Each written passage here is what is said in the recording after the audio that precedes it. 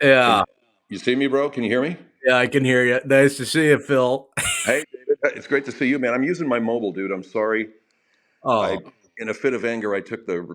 record, the, my, well, the cord to my computer. I threw it into the ocean, but this Uh, looks kind of funky.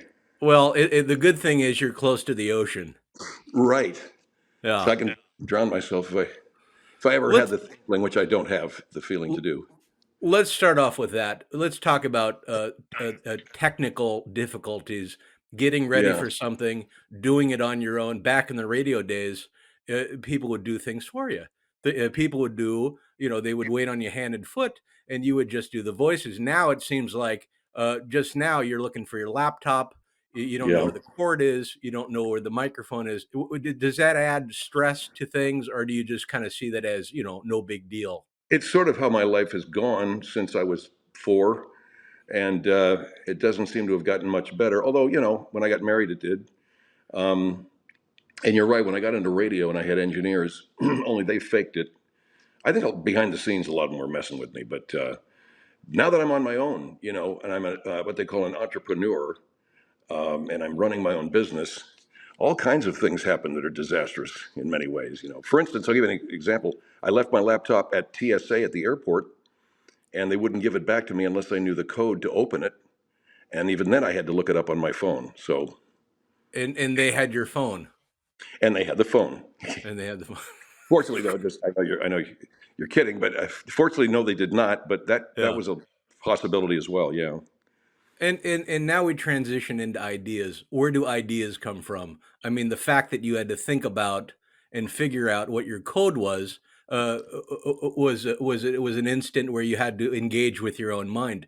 But to come up with voices and to come up with characters and to figure out what to say next, where do you think these ideas come from?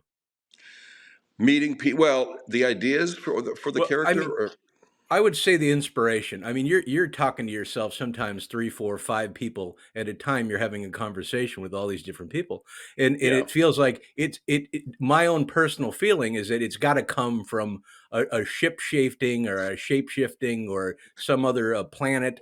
These ideas are coming from the ground, from the sky. I don't know. You know. right.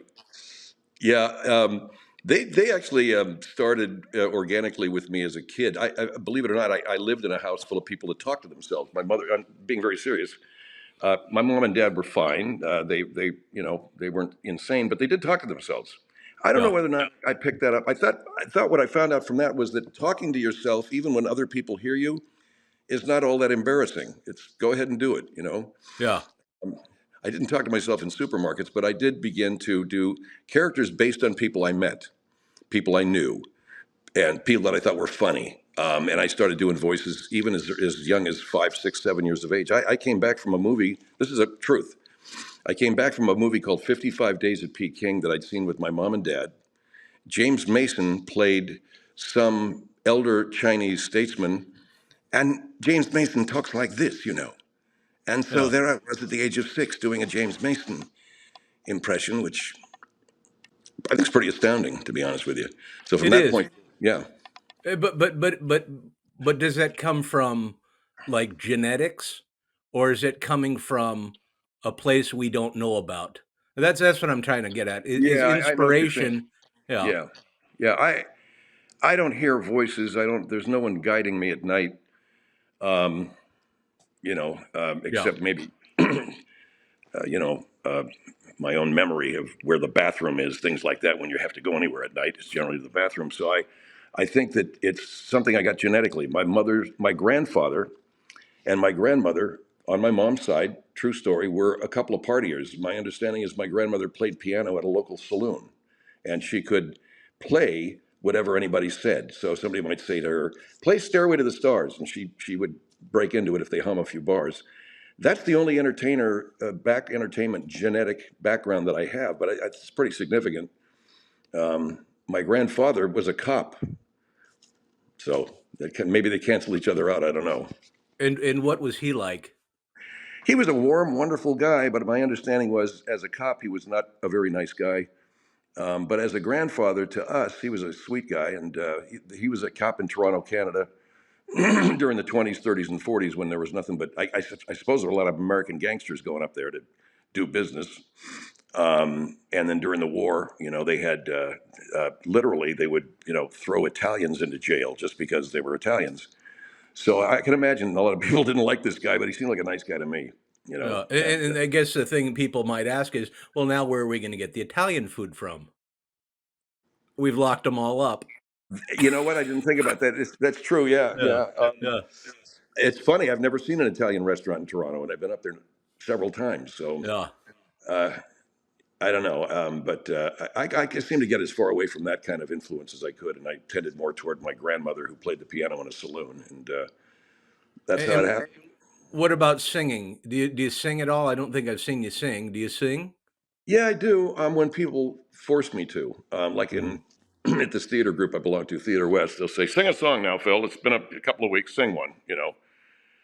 And so I'll sing. You're not asking me to sing, are you? Not unless you want to. And again, I don't have a piano, so I don't know how And we'd you put don't, it together, and I don't right? know how I would critique it, Yeah. because I listen to Bon Jovi, I listen to Air Supply, and I move forward. But if I was to sing, it'd sound like, I don't know, a couple trash cans being thrown together or something like that. Yeah. You listen to Air Supply and then you move forward. That's all we can do Well, that's after that's that's Air Supply. basically all. Yeah, that's all I there played. is. I actually played Air Supply on the air in Miami at WSHE, which was an album rock station in the '70s. And how they figured that Air Supply was an AOR band, I don't know. But I sing when I sing at home. I sing by myself, but I don't sing professionally, not on stage or anything like that. Now, Maybe I should. let me ask you this. This is a general question, but do people have to be smart anymore? Is it a prerequisite for having a good life? I don't think so. I think all you have to be is instinctive and know the right people. That doesn't seem like you have to be smart. To survive, maybe. Those quick instances where you need to get the hell out of the way of a truck, though, seems to be instinctive. It doesn't seem to take brains. To survive and have a great career, maybe you need to be smart. But a lot of people are getting by these days with just emptying garbage cans and going home. So Yeah. I was just reading in the LA Times where the whole art director jobs that they have in the movies, and those jobs have gone away. They don't even do mentorship anymore. I know I'm getting kind of heavy and show busy here, but Well, but this is the transition that we're under right now. It seems yeah, like there's a major shift in entertainment. It used to be, well, first off, it used to be radio, right? It used to be radio, and then it got into yep. television, and then it kind of it's sparred all over the place with the internet, and being able to be on YouTube. You could have a show more successful on YouTube than on an NBC. It's true, bro. And I think most of the network television watch is on YouTube. When I get off the air at night, I will sit down. I don't know what to tune in. I don't know where I'm going. I don't know. I don't know any local TV, so I just go ahead and hit up YouTube and I look at you. I look at Kimmel. I look at everybody. Just watch their monologues. But I think we've reached a point now where art is available to everybody, meaning the tools of art are available to all people, which I think is actually a good thing. Yeah, Everybody can make a TV show. but And everybody can make money in a TV show. And does it matter if people recognize when the comedy's happening or when the talent catches? Does it matter? Uh, because you could do a video and Hmm. and it could be 30 minutes long, and you could be yawning the whole time, and then somebody enjoys that, and then somebody realizes, well, you were wearing a wig the whole time. I mean, Yeah. Oh, what I you know? feel cheated. That you Yeah, were yawning as yourself. Yeah. you weren't I being a real person. You're wearing a wig or some and shit that like pisses that. and it pisses people off. Yeah. I think Yeah. I think people like to see. There's a girl who does a incredibly popular podcast, videocast. She gets a million. She's got like 2, 3, 4, 5 million subscribers, and all she does is stress about her life. She comes on once a day and talks about all the chores she has to do, how she has no time to do them. She has this duty and that duty, and somebody's hitting her up for something else, and It this makes money. and she stays in a level of panic. Is it Yeah, worth it? Is it worth it? it, You know, she I don't even know if she's aware of why it is people watch her. Maybe they think that maybe she thinks she's imparting life advice. But in point of fact, the only reason people are watching her is to laugh at how panicked she gets. Yeah. Now, if she knew that, I don't know, maybe she'd feel used, or maybe she'd start taking barbiturates or something to up the panic level. I don't know what she would do, but Yeah. I think a lot of these guys are making money being themselves, but they don't really know that's why they're making the money. You know what I'm saying? Right. A group of people sitting around in a room eating Pop Tarts, talking about God knows what, something Yeah, about oil and something about a motorcycle. And yeah. now it's sort of like, well, those are the type of podcasts that are somewhat easy to sustain because, well, they're just doing basically nothing. So how hard is it to remember to do basically nothing, you know? I don't know. In other words, we've reached a point where is talent necessary, or is just having a bad life? Is talent necessary, or is it just necessary to have some speech impediment or OCD, Right. or you Or see, just Yeah. Or just a long neck, a really long neck a could be long the neck, thing. or yeah, or there's a chap making the rounds. Bless his heart. He's on a TV show now. Maybe you've seen him. He's got a very congenitally disfigured face, and yet there he is wearing uh, a gorgeous suit with a couple of the co-stars, and this Yeah. is a show about him and about his life. Maybe I'm shouldn't bring him up because he's Well, had a tough life. He's had a very significantly difficult life that he's had to get, navigate. but you make an interesting point, and that is to say, what are we doing? Are we exploiting people? Are we not? Are we okay Uh, with that? You know? yeah, are we exploiting ourselves like that Right. gal who decides to put her dysfunctional life on TV and say, "Well, look at how messed up I am." I guess if this makes money, I don't know, Dave. This is Yeah. why I love you, man. People think you're funny. I think you're Yeah. deep. I think you're Well, deep end. yeah, deep in a hole, a swimming pool I'm trying to excavate. Trying to get still digging out. Still digging it out with the old hand trowel. Uh, but it is fascinating to think of talent. You talk about talent. I think of you with talent, many, many, many levels of talent. To Thank be you. able to do multiple voices, talking to each other, and your own voice in real time. I did Uh, that on stage the other night at Theater West. I did for the very first time. I did that on stage. I think, yeah, I did. Jay Sanos, the Citizens Auxiliary Police, the character.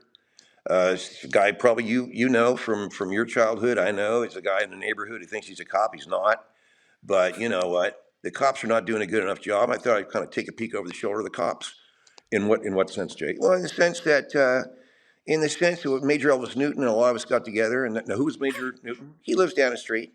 You haven't seen him. He's got the shag carpeting. He's got a little poodle. Kind of craps. It craps on the shag carpeting, but he's a good man. And is Major Newton here? Major Newton, you got him in? Yes.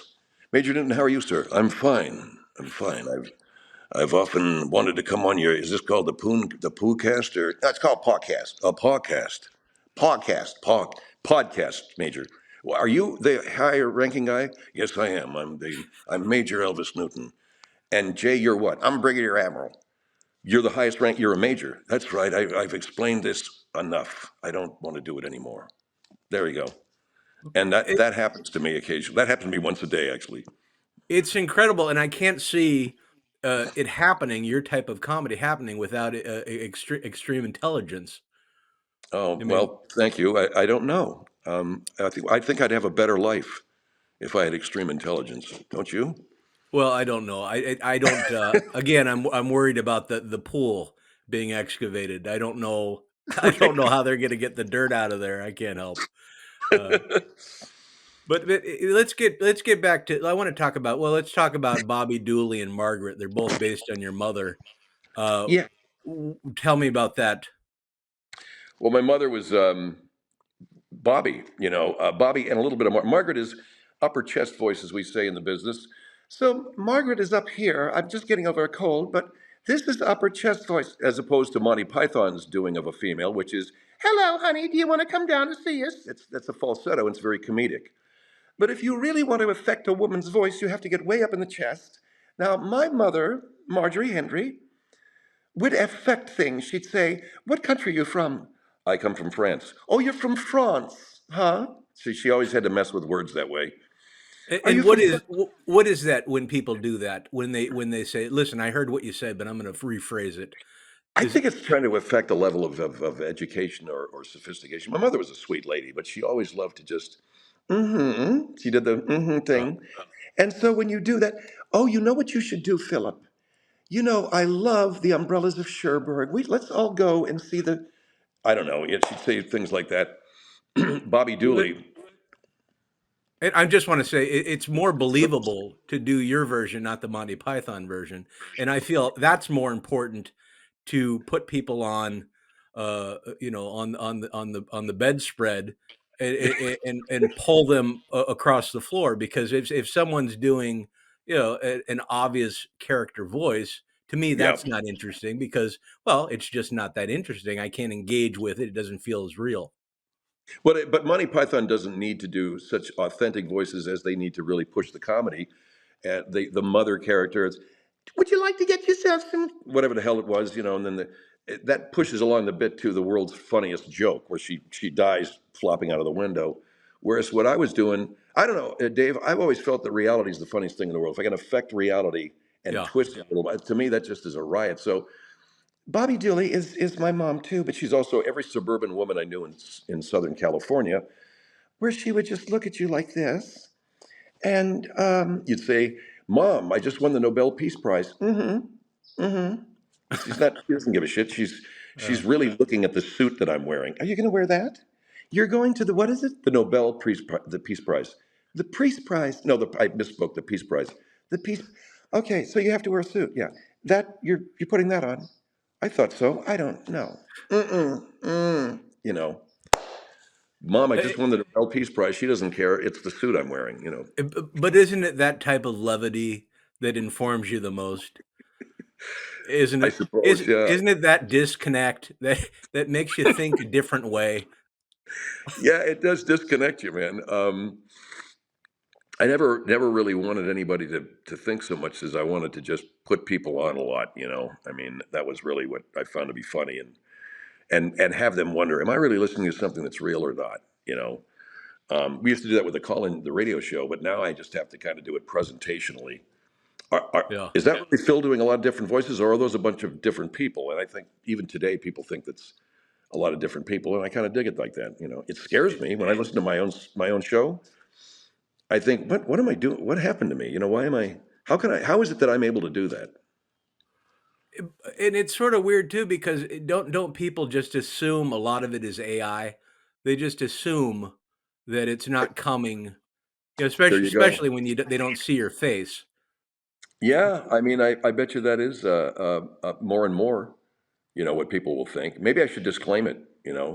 What you're about to Yeah. hear is not AI. It's Phil Hendrie doing all the voices in real time, and then But somebody and yelling in the back. and Yeah, that's an interesting thing to present too because it's yeah, like if you do that, then you kind of wreck the facade. yeah. But if you We did a don't do it, then people don't know it's a facade. we did a thing when I was on radio. We found out that more people listened to the show when they found out that it was actually me doing the voices. Okay, Is that so right? that's pretty cool. But then what we wound up doing was disclaiming. We would say that was me doing all the voices, and it sounded so crappy. I hated doing that. I hated saying that. It Yeah. just I thought there must have been a better way. And yet, we had a longer time spent listening and higher audience numbers when people, oh, he's doing that. Oh, that's funny. Maybe it's Yeah. why radio doesn't exist anymore. It's just gone completely out of business, man. And we're It, back it to it's too podcast. bad, but in a way it's just culture. It's culture changing, it's Yeah, adapting, it's becoming yeah, something else. And I think as we move forward, and again, I don't do voices, I do this one voice. Ooh, hoo, hoo, yeah. hoo. Uh, Pretty but good. it was that? Well, is that, I wouldn't want to hear that coming from under my bed at night or Well, you something. you just might if they don't finish the swimming pool. I'll be staying with you for a little while. Okay, I can do that, Uh, man. when you were a child and you were doing voices, you said you're just a wee lad. Uh, Yeah. Did you do them for other children, and did you also do talking to the different voices back then, or when did you start doing that? No, I just started doing the voices when we were kids, and my first audience was my kid's sister, and I would do goofy things like, I'd say to her, as the audience would say, I'm going to go in there and I'm going to tell that guy, I'm going to give him a piece of my mind. And I'd walk into the bedroom, close the door, and then I'd come out dragging my leg behind me as if I just got my ass kicked. And she thought that was hysterical. So I added a voice to it, like, I'm going to go in there and you'll see. Then I came out dragging a leg. So I really gradually began to develop the voices that way. Yeah, my kid sister thought it was hysterical. And then we would do skits and sketches, and Southern accents came to me real easy because that's what was on TV mostly. New York accents were also real easy because that's what was on TV mostly.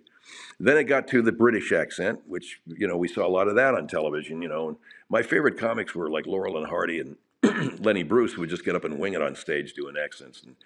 But talking to myself didn't happen until I got into radio and listened to talk radio. And I said, the only way I can satirize that is if I am playing different characters, different parts, and making them sound real. So that's when I began to do not just my voice and a character voice, but another, or maybe three.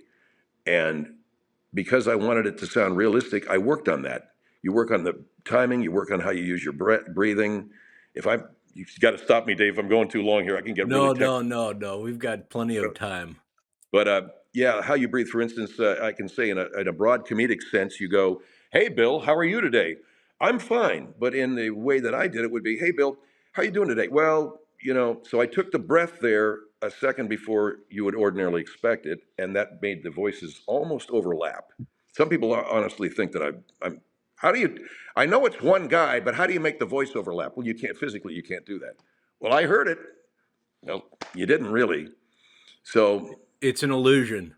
it's kind of an illusion, and it's all in the service of one thing: to be funny, and you're always finding new ways to be funny. For me, it's taking shit right to the edge of reality, man. Like, is that's the most bizarre thing I've ever heard in my life. That can't be real. So that's how that happened.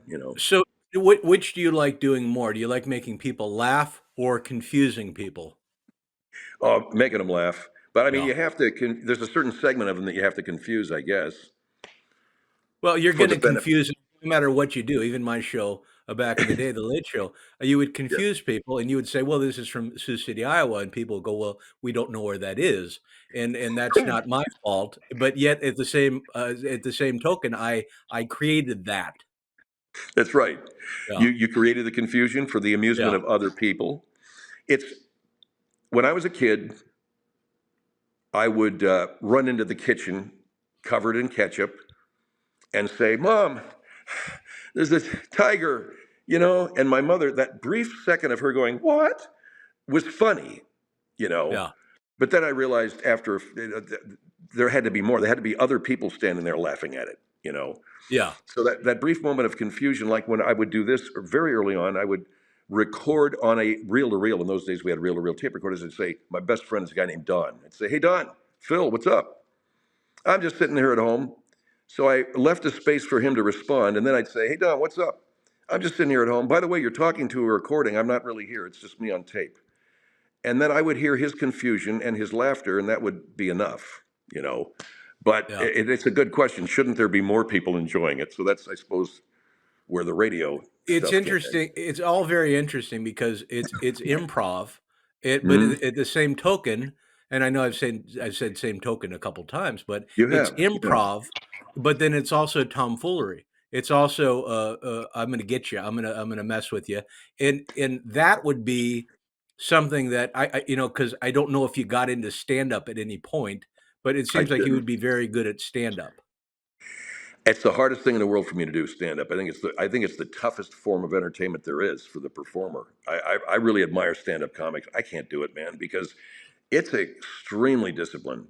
Boom, boom, boom, laugh. Boom, boom, boom, laugh. It has to happen every so often, or you're stiffing, man. And I've never been that structured.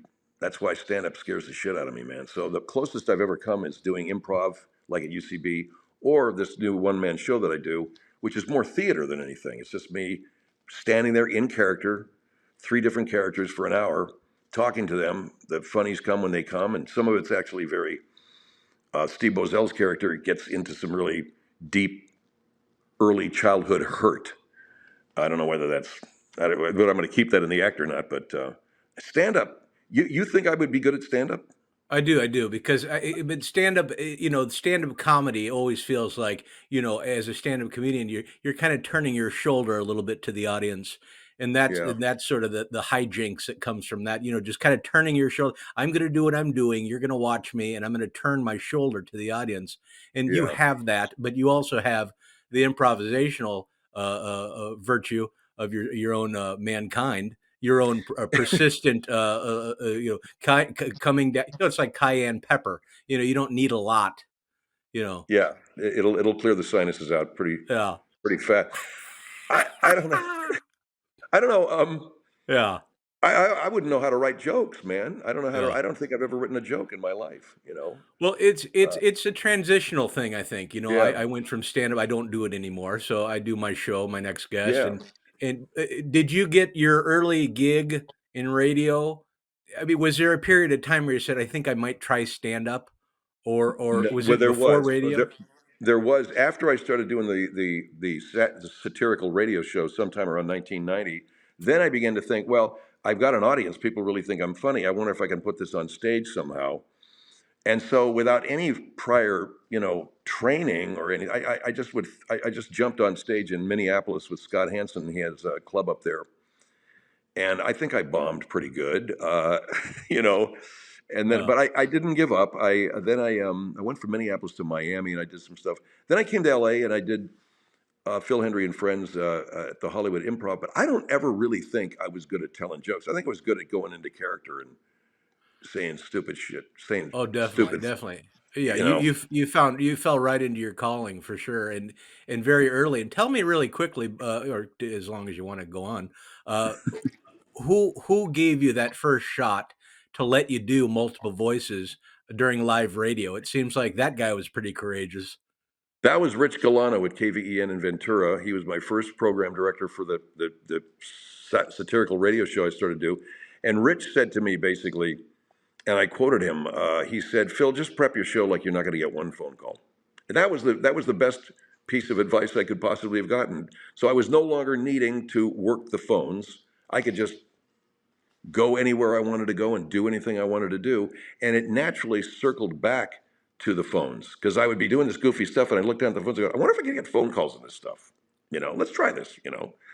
Um, or if a phone call came in, I'd stay in character. For instance, the first character that ever got a phone call was a Iraqi that this was Desert Shield. And this Raj Farin was on, he says, Saddam Hussein is not such a bad guy. He's a good guy. He takes American Express, some shit that I said. And all of a sudden, my producer's waving and going, he's pointing at the phone back. I go, what? He says, these people want to talk to the Iraqi. I said, put them through. That's how that happened. I love that. It's Yeah, just and people fantastic. That's people just came up. tremendous. And I've heard you once were quoted as saying, "I don't do stereotypes. I do characters." I hope that's true. Yeah, I mean, I had a lot of black characters, and I did not want to do blackface humor. And but I asked my black audience, I asked my black listeners, what do you think? And some of them responded by saying, "We like you because you do real characters. You're not doing stereotypical." And I took that as a compliment, but I just stopped doing obviously ethnic voices, or at least I stopped identifying them because I still have in my act, David, a character that I've done who I love very much. His name is Professor Emery Clayton. Now, at one time, I identified him as African American. Now, I'm not going to do it at all. So they can come into my class, sit there, and go, "Are you black?" And here's what I do: I say, "You might have the wrong classroom. What do you think? Let's go find your class." And I pick him up, and I hang him out the window, about 5 stories up. I said, "You in the right place now, aren't you?" "Yeah." So I put him back in. And that's Professor Emery Clayton. No patience. He's there to teach, and I'm not gonna. I don't mess. So there you go. That But what I that's stopped. that That's the best way to seem to be. Yeah, The best way to present it is to not present it. And then yeah, if exactly. you want to come Yeah, up with what you think it is, then do it, because I'm just doing a voice and I'm just doing a voice. anybody can sound like anybody else. I don't care It's if you're true. black or white or Mexican. Anybody can sound like anybody else. Yeah, especially white people in Louisiana, no different from black folks in Louisiana. Everybody sounds the same down there, and so that was what I stopped doing. I stopped identifying the ethnicity of these characters and just boom. And that was a very pivotal moment, you know. So because I'm sensitive to that, man, and there's black actors that I know who jokingly will say to me, "You've taken a lot of jobs away from us, Phil," you know. But I know underneath that is there's a level of truth. But uh, so anyway, make a long story short, yeah, it's better to just investigate the character, investigate the individual itself, rather than go into some broad, socially awkward commentary about race. In my Yeah. opinion, And yeah. does intent play a factor, or is that because you're not going out maliciously trying to attack certain sections of the population. You're just portraying characters, Yeah, and it depends on what it is you want to say, and how forcefully or unforcefully. You know, I have a character. His name's Dave Oliver. You know, he wants to be LAPD. You know, because LAPD, that's the best police department in all of America, right? So I was on a ride along with these guys, and this dude's got a baggie of oregano, and I'm like, well, okay, that's not weed, but still, you want to go ahead and bounce a stick off this guy just to do that to you, you know. Now, that's Dave Oliver. Some people may say he's Hispanic, and at one time he was, not anymore. He's just a guy that wants to be a cop, you know, and he wants to beat guys up for carrying bags of oregano and not real weed because it's just a big it's waste of hilarious. time. Yeah, you know, See, he wasted my. you have a way of weaving in and out. Like it's almost like somebody has on your trail, but then you just kind of turn left and you Yeah, cut. I mean, the oregano. I mean, you didn't say pot. no, He used to be Hispanic, which is just so used to ridiculous. You be. can't get upset about it. You know, No, yeah, I just decided that you, Dave, you no longer have any ethnicity. Hey, yeah, that's good with me. Actually had a character one time who was very overtly Hispanic because it was ridiculous. His name is Bras Villanueva. Okay, and what he said was, okay, I don't speak Spanish. Why is that? Because I had the culture beat out of me. Are you Hispanic? I'm Hispanic, but I don't know any. I don't know how to make Mexican food. I can't speak Spanish. I don't even like a lot of Mexicans because it was beat out of him. So I stopped doing that shit because to me yeah, it's fun, but it's way too off the charts, politically incorrect. So you sure. know, Yeah, I mean, talk about Lenny Bruce a little bit more. What did Lenny Bruce mean to you, and what did he do for comedy, etc.? I mean, I mean, he was the first stand-up. I don't know, man. I know there's a lot of modern comics that don't quite get the connection, but I think he did literally invent the whole attitude thing that happened in comedy in the '50s, where it no longer was Henny Youngman jokes. It became, one of the things. You start to tell a story on stage. That's what Lenny Bruce did. But he had that stand-up instinct to make sure that he was plugging a laugh in every so often. He went into character, didn't give a shit, and that's the thing that really influenced me a lot. He would stand there telling a story and then bang, uh, drop into character and then drop out of it and continue with his story and continue making the points he wanted to make. But he was able to make sure that he plugged those laughs in. So he was everything that I really wanted to be as a performer. And I never really attained his genius, but there was some stuff I learned from him about use of character, use of acting out, you know, um, making sure that you keep it funny, which is, of course, what it's all about. But also, he taught us another lesson. Lenny Bruce was destroyed by his tendency to want to talk about politics. And I'm not saying you shouldn't be able to do that, but he did it at a time when it was just it ruined his career. People wanted to destroy him, and He got into drugs.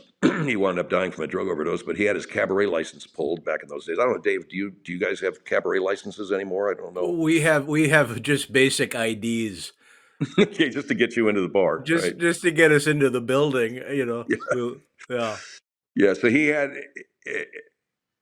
he's a real lesson in, you know what, every time I get pissed off about life or politics or I want to say something, I think about Lenny Bruce and I think, I'm going to find a better way of saying it. I'm going to find a funnier way of saying it, or I'm just yeah. going to find a way to divert away from it or something like that. But he was, to this day, in my mind, still the greatest stand-up comic I ever heard, you know. There just was something just completely bewildering about how talented he was, and to be able to get on stage and like you said, take the audience where he wanted them to go, and they Right. had to follow, and that it's pushing and pulling, but it feels like with him he did more pushing than pulling. Yeah, Yeah, I think I know what you mean. He Yeah, man. He just, and he got to the point where he was doing concerts. What comedian up to that point had ever done a concert? I mean, on a yeah, concert stage in front of thousands. His Berkeley concert recordings he's a teacher. He's standing in front of the classroom and teaching. He's walking back and forth and extolling philosophy. And I don't know where the audience recognized what had happened. They'd stopped watching a stand up comedian and they were there in class. You know, that's the yeah. part that A- amazed me about a- him. and where did he get that from? Who did he watch to get that way, to have that swaggart? Where did that come from, I wonder? I don't know, man. I mean, I don't know enough about his life. I read How to Talk Dirty and Influence People. That was his autobiography. But I don't know that I ever identified. If you look at the Lenny movie with Dustin Hoffman, they make it appear as if it was just a moment on stage where he just was fed up and he told everybody to fuck off, something like that. I doubt if it was like that. Yeah. I think it was. I I think it was his need to make a living, man. I think he was getting jacked around by Hollywood, jacked around by the entertainment business. He had to make a living. He had to find a way somehow to get people in the seats and to listen to him, because he was kind of a straight actor, comic kind of a guy, and then just exploded into this whole other persona. Because I think he had to, yeah. you know, he had no choice. I think. Yeah, he kinda took that road where once he got on it, you're gonna battle, through some rocks, some Yeah, terrain, some ditch, type effect, but and he he really need to did he really dig did himself. go for it. He Go did, ahead. yeah. Well, Yeah. he had to dig himself out of the holes that you were talking about digging yourself out of. R Um, Although I don't know, you know, he was doing it Well with his hands, but I had a yeah. very I had a great time with what I did for as long as I did, and I still can't believe I got to do what I did and what I do and what I had done. And when It you're just done, became a did done, and then that was it. what you done did too. That's a step backward though. Yeah, yeah. That's getting a little bit dumb. But I look at you, man, and you're another one of these guys, Dave, that I wish I would love to. I don't have your career, but I want to do it the way you did it, man. You got on Yeah. stage, you got the talk show, you kept the talk show going, and then what you did is you created a completely unique way of doing a talk show to the point where you were able to tell like who wants to do the Tonight Show? I want to do the David Letterman show. Who wants Yeah. to you know? And so, did that really happen? By the way, I read where you told the guys at NBC to stick it, and you walked out of the room or something. I don't know. Maybe I shouldn't ask you, but I was talking about a stick, literally in the middle of a story about a stick, and it got blown way out of proportion. they took it the Um wrong way. Exactly. Yeah. They took the stick the wrong way, and if you can imagine what that was, then you've got a whole nother sitcom. People wanna be Exactly, talk bro. show People wanna be talk show hosts. I don't know why, but Yeah, they do, and they can. Now everybody can be a talk show host from their house from their or their house. Yeah. pantry, yeah.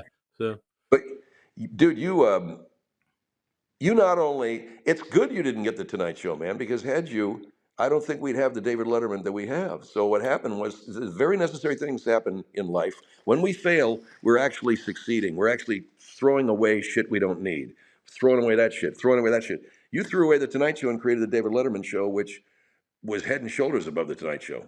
What do you think about that? well, Huh? quite literally head and shoulders. It was one of our sponsors. And I know that. I know that.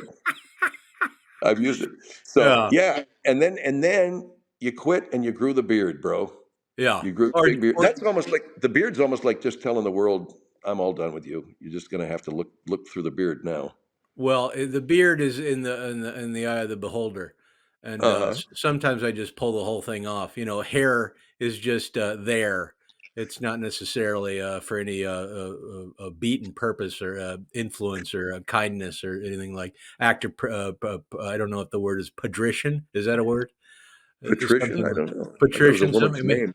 Maybe Yeah, that's a woman's name. yeah, patrician. Well, Yeah. whatever. It's just that now you do these great one-on-one interviews. You're like Solzhenitsyn or something, man. You're like the cat that wrote War and Peace. The name escapes me now. I'm just kidding. It's Well, no, I was going to say Solzhenitsyn. That's a woman's name too, I think. yeah, yeah, exactly. And I don't remember who wrote War and Peace either. I was going to say Leon Trotsky, but he was assassinated in Mexico. That can't be him. No, It probably was not a great him. man. It was a great man, though. But So we've got to wrap it up. I hate to do this to you. We have to finish this, but any last words of advice for someone coming up that can do voices and doesn't know what to do with themselves? oh God. Well, just keep working the humor, man. Keep working it. Get, yeah, whatever the medium is now, podcasting, video casting. I would get yourself a little YouTube channel. Actually, I would do an audio first. Work the audio out, man, before you do the visual, because once you go on, you're doing visual. It seems to be somehow more permanent. But Yeah, if you're doing character voices, do the character voices authentically. Do them based upon people or things you've seen. Don't just kind of come up with a goofy voice. I don't think you can even. I don't think it's effective that way. Every character you do has to be based on someone you've known or seen or met, and then you just keep working the character. And as you do, you're building a biography of this person, and they become really real. I mean, just to give you an example, Steve Bozell, he actually started out with this voice here, and his name was Steve Warnell, and he was a multimillionaire, but the voice didn't work. And so as soon as I pulled him back in here, and I put a little bit of a weep, kind of a crybaby sound of the voice, which reminded me a little bit of Dick Vermeil, when he started to cry after the Eagles uh, got their ass kicked in the playoffs or something. And he'd been saying, he'd talk like this. And so I put a little bit of that in, and all of a sudden I had a construction contractor who's a candy ass, and it just worked. Because I'd been in construction, and I'd seen a lot of candy asses in the business. So you have to keep working it, and you have to also keep um, I don't know, keep a good daily hygienic schedule and stuff like that. I've well, seemed to I've run out of ideas here, Dave. It's good that we're y- ending this. Just you are fantastic and wonderful and a genius and no candy ass. You're not a candy ass. Tremendous. Go see the. Where can we see the one man show? Are you still doing it? oh, okay. So I just did it I'll probably be doing it again at Theater West in Hollywood, and then we're going to take it to San Francisco and hopefully to Miami. But I will be definitely within the next 6 months letting everybody know where and how, for sure. But it's Thank always you. great. David, thank you. It's always great being with you, man. Actually, this is the only time, but maybe. A tremendous pleasure. It feels like we're kindred spirits in many ways. Thank you, So, bro. Phil Hendrie for the hour, and thank you, Phil. And we'll keep the light on for you. Thank you very much. All right. Yeah, I'll be looking for it, man. Love you, man. Thank you.